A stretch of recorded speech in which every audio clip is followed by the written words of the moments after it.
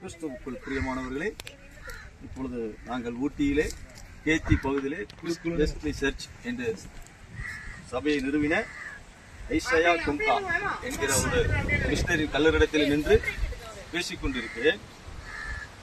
இவருடைய முழு பெயர் கொங்கா.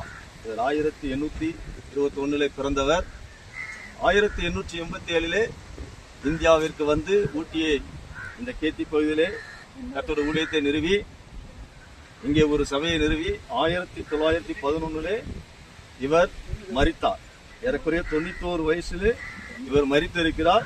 இவர் ஞானஸ்தானம் பெற்று தன்னுடைய பெயரை ஐசையா கும்கா என்று மாற்றி இங்குள்ள ஊட்டியின் ஜனங்களுக்கு ஏற்ப அவர்கள் சுவிசேஷத்தை இவாஞ்சலிக்கல் மிஷன் என்கிற ஒரு ஸ்தாபனத்திலே இவர் இருந்து இங்கே வந்து இந்த சபையை நிறுவியிருக்கிறார்.